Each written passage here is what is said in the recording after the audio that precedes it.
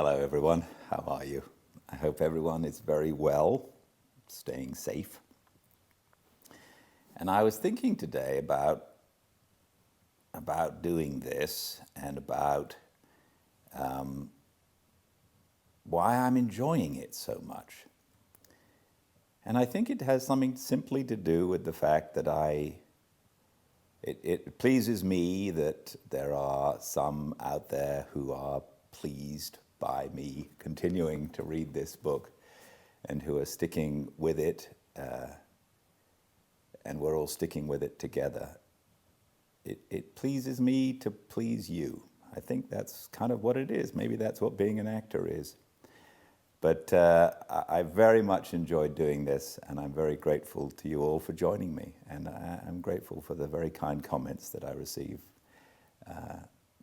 about this little project. So, here we are in front of the fire, and it's time for chapter 30.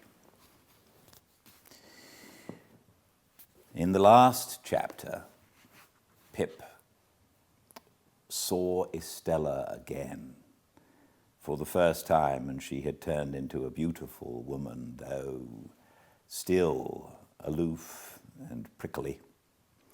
And yet he did finally admit to himself that he was in love with her. And he again saw Miss Havisham and had dinner with his guardian, Mr. Jaggers, and then they both went to the Boar's Head, where we now find them. Thank you for joining me for chapter 30.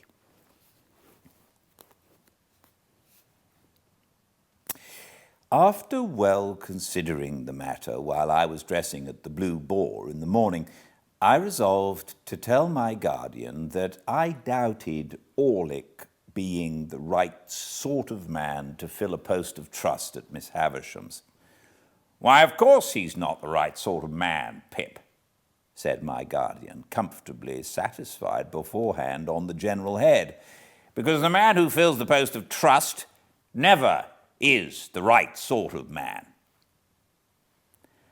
It seemed quite to put him into spirits to find that this particular post was not exceptionally held by the right sort of man, and he listened in a satisfied manner while I told him what knowledge I had of Orlick.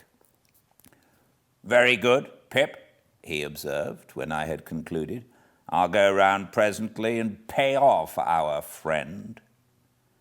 Rather alarmed by this summary action, I was for a little delay, and even hinted that our friend himself might be difficult to deal with. "Oh, no, he won't," said my guardian, making his pocket-handkerchief point with perfect confidence. "I should like to see him argue the question with me." As we were going back together to London by the midday coach, and as I breakfasted under such terrors of Pumblechook that I could scarcely hold my cup, this gave me an opportunity of saying that I wanted a walk, and that I would go on along the London road while Mr. Jaggers was occupied, if he would let the coachman know that I would get into my place when overtaken. I was thus enabled to fly from the Blue Boar immediately after breakfast. By then making a loop of about a couple of miles into the open country at the back of Pumblechook's premises, I got round into the High Street again and a little beyond that pitfall, and felt myself in comparative security. It was interesting to be in the quiet old town once more, and it was not disagreeable to be here, and there suddenly recognized, and it was not disagreeable to be here and there suddenly recognized and stared after.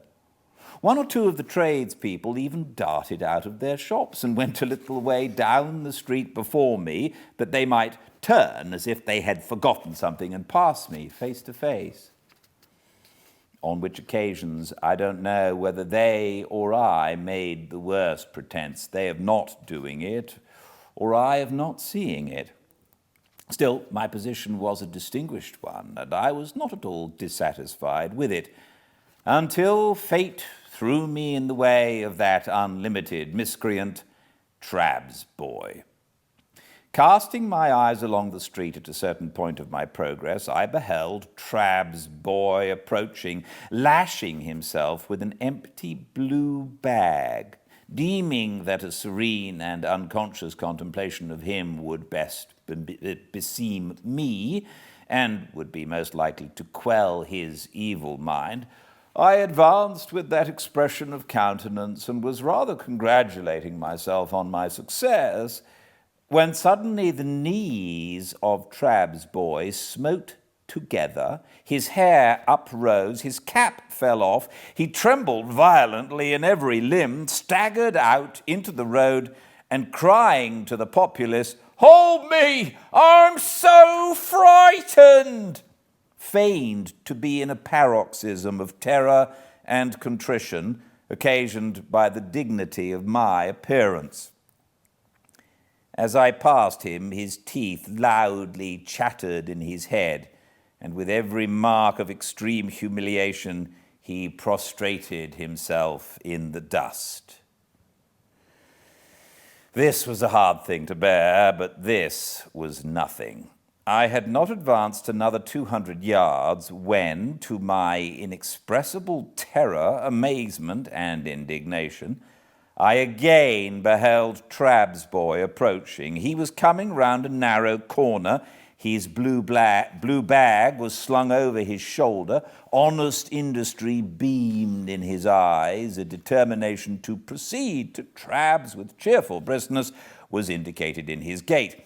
With a shock, he became aware of me and was severely visited as before. But this time his motion was rotary, and he staggered round and round me with knees more afflicted and with uplifted hands as if beseeching for mercy. His sufferings were hailed with the greatest joy by a knot of spectators, and I felt utterly confounded. I had not got as much further down the street as the post office when I again beheld Trabb's boy shooting round by a back way.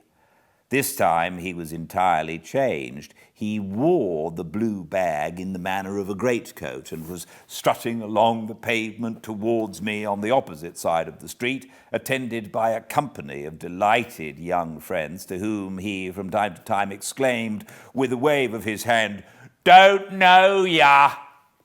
Words cannot state the amount of aggravation and injury wreaked upon me by Trabb's boy.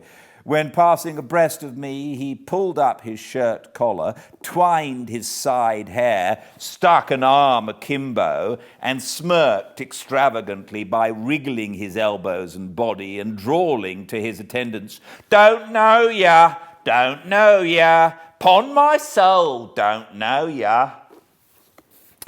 The disgrace attendant on his immediately afterwards taking to crowing and pursuing me across the bridge with crows as far as an exceedingly dejected fowl who had known me when I was a blacksmith, culminated the disgrace with which I left the town and was, so to speak, ejected by it into the open country.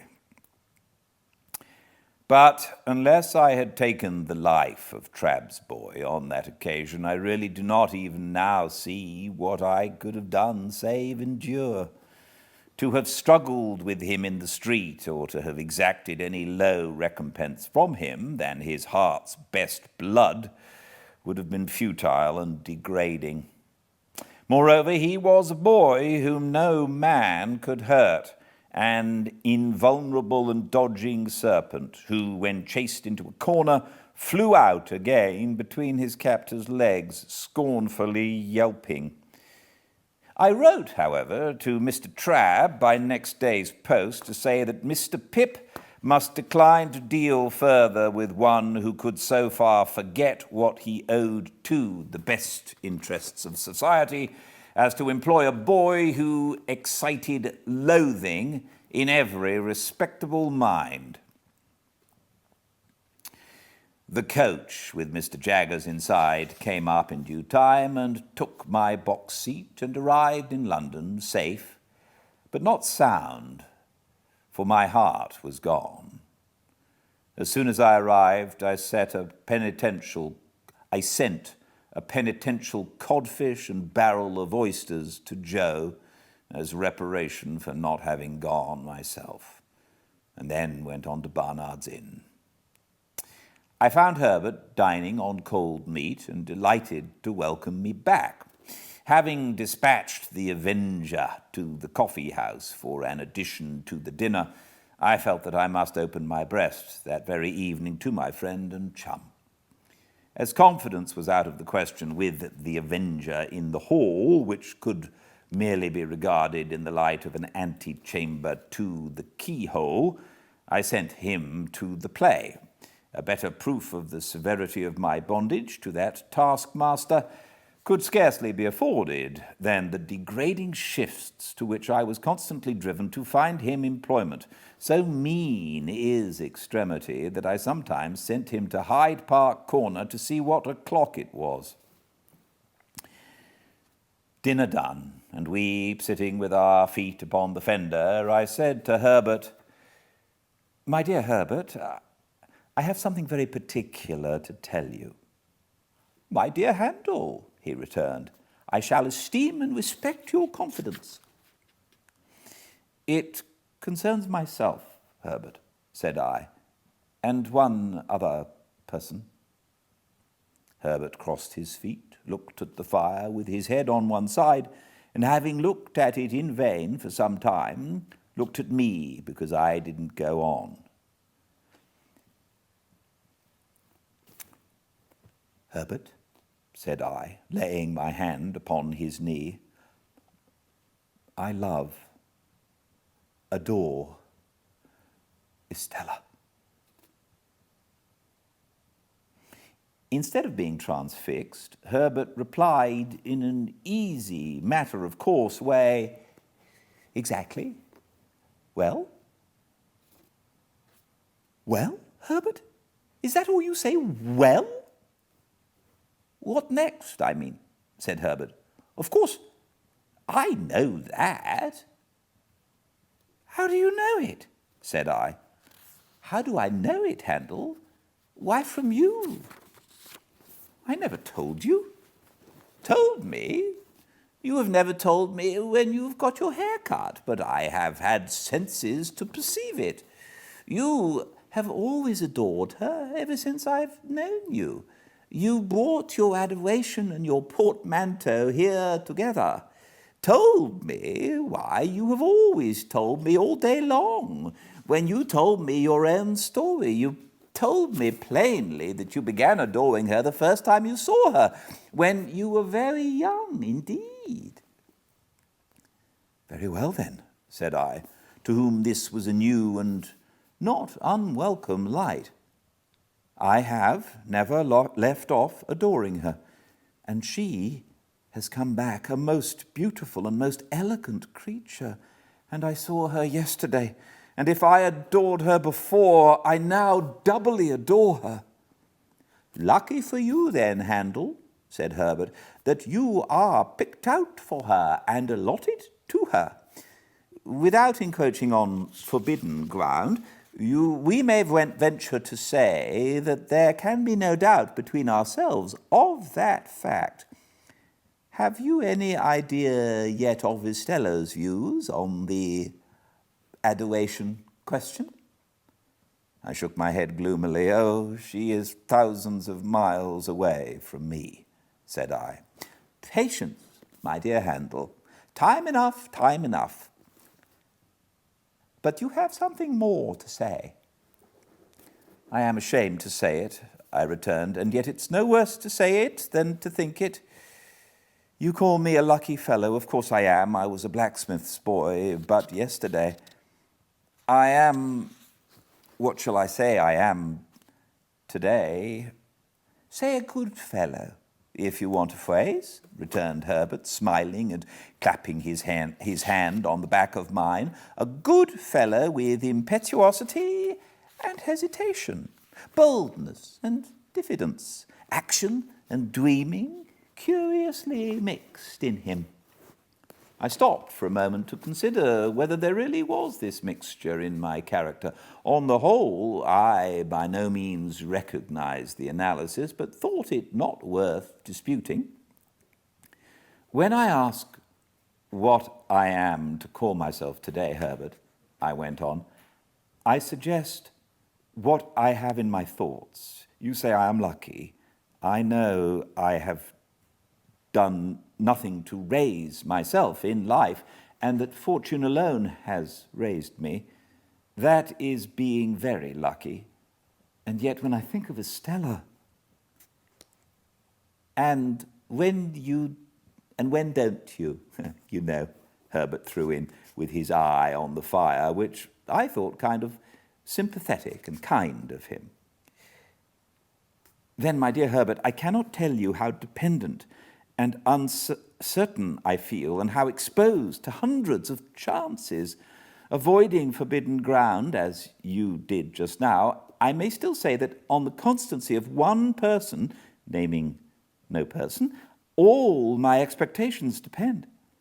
And at the best, how indefinite and unsatisfactory, only to know so vaguely what they are. In saying this, I relieved my mind of what had always been there, more or less, though no doubt most since yesterday. Now handle, Herbert replied in his gay, helpful way. It seems to me that in the despondency of the tender passion, we are looking into our gift horse's mouth with a magnifying glass. Likewise, it seems to me that concentrating our attention on the examination, we altogether overlook one of the best points of the animal. Didn't you tell me that your guardian, Mr. Jaggers, told you in the beginning that you were not endowed with expectations only? And even if he had not told you so, though that is a very large if, I grant, could you believe that of all men in London, Mr. Jaggers is the man to hold his present relations towards you unless he was sure of his ground? I said I could not deny that this was a strong point. I said it, people often do so in such cases, like a rather reluctant concession to truth and justice, as if I wanted to deny it. I should think it was a strong point, said Herbert, and I should think you would be puzzled to imagine a stranger. As to the rest, you must bide your guardian's time, and he must bide his client's time. You'll be 21 before you know where you are, and then perhaps you'll get some further enlightenment. At all events, you'll be nearer getting it, for it must come at last. What a hopeful disposition you have, said I, gratefully admiring his cheery ways. I ought to have, said Herbert, for I have not much else. I must acknowledge, by the by, that the good sense of what I have just said is not my own, but my father's. The only remark I ever heard him make on your story was the final one. The thing is settled and done, or Mr. Jaggers would not be in it. And now, before I say anything more about my father or my father's son, and repay confidence with confidence, I want to make myself seriously disagreeable to you for a moment, positively repulsive.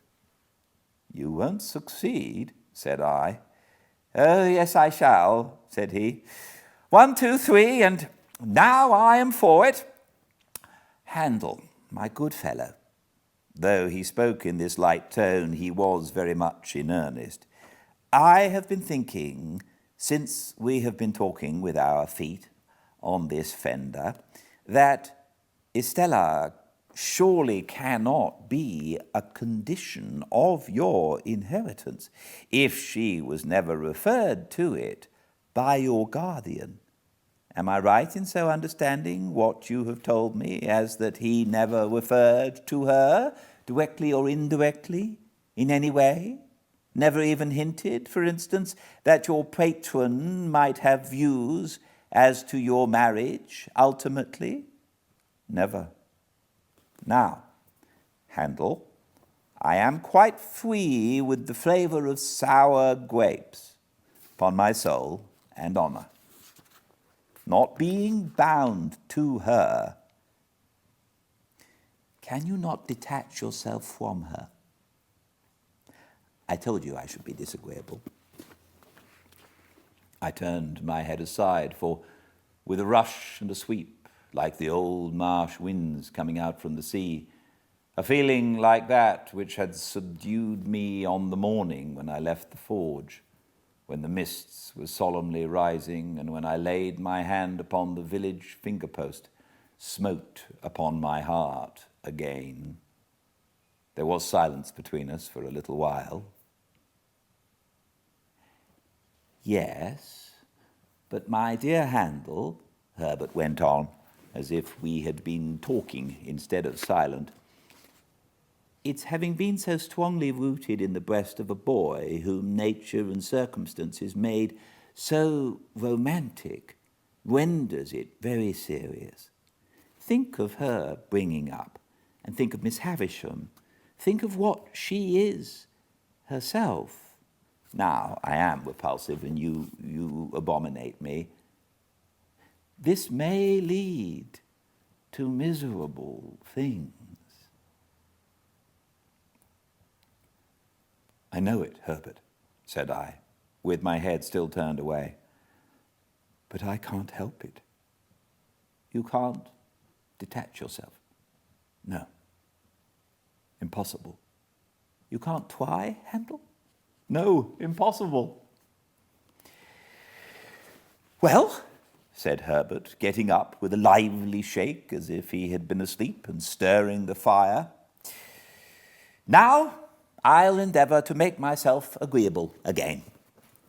So he went round the room and shook the curtains out, put the chairs in their places, tidied the books and so forth that were lying about, looked into the hall, peeped into the letter-box, shut the door, and came back to his chair by the fire, where he sat down, nursing his left leg in both arms.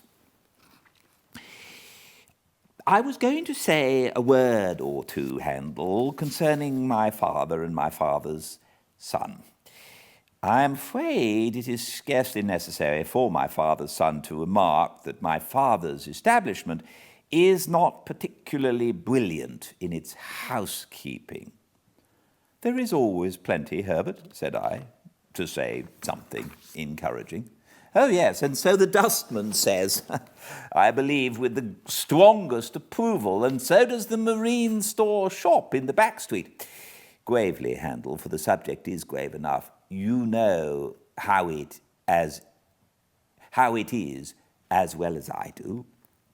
I suppose there was a time once when my father had not given matters up, but if ever there was, the time is gone. May I ask you if you have ever had an opportunity of remarking, down in your part of the country, that the children of not exactly suitable marriages are always most particularly anxious to be married? This was such a singular question that I asked him in return, is it so?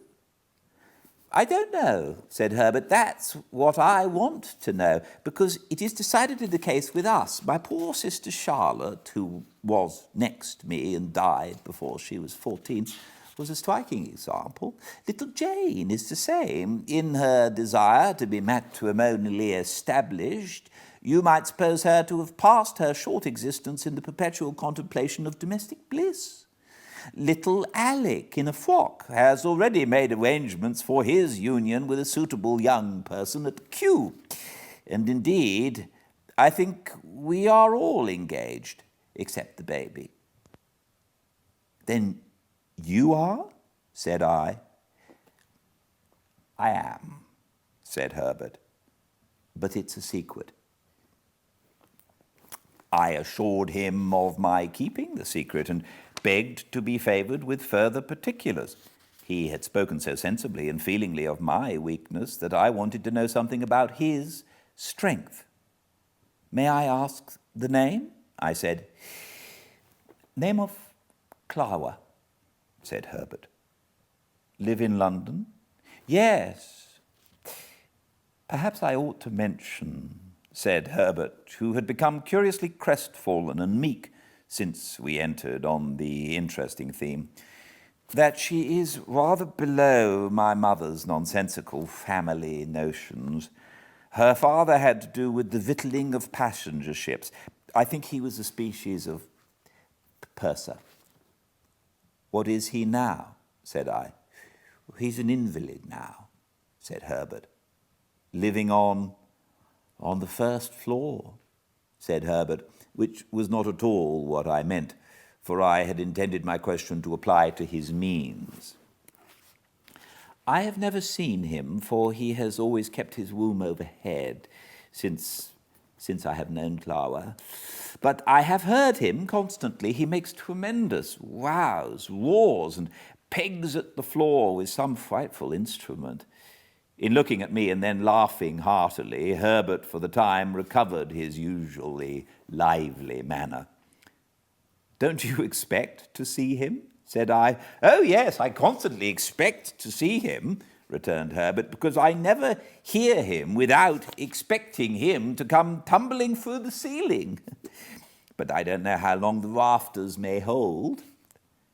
When he had once more laughed heartily, he became meek again and told me that the moment he began to realize capital, it was his intention to marry this young lady.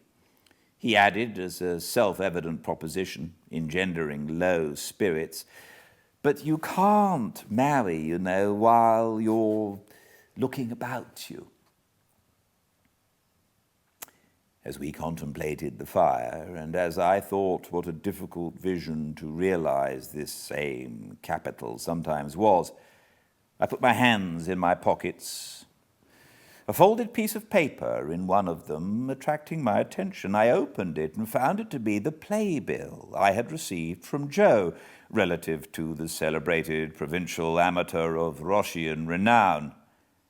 "And bless my heart," I involuntarily added aloud, "it's tonight."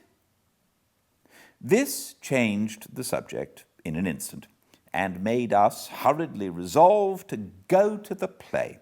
So, when I had pledged myself to comfort and abet Herbert in the affair of his heart by all practicable and impracticable means, and when Herbert had told me that his affianced already knew me by reputation, and that I should be presented to her, and when we had warmly shaken hands upon our mutual confidence, we blew out our candles, made up our fire, locked our door, and issued forth in quest of Mr. Wopsle and Denmark.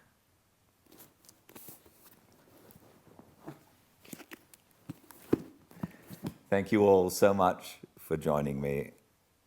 I hope this helps just a little bit, and I look forward to seeing you here for the next chapter of Fireside Reading, same time tomorrow. Please be well.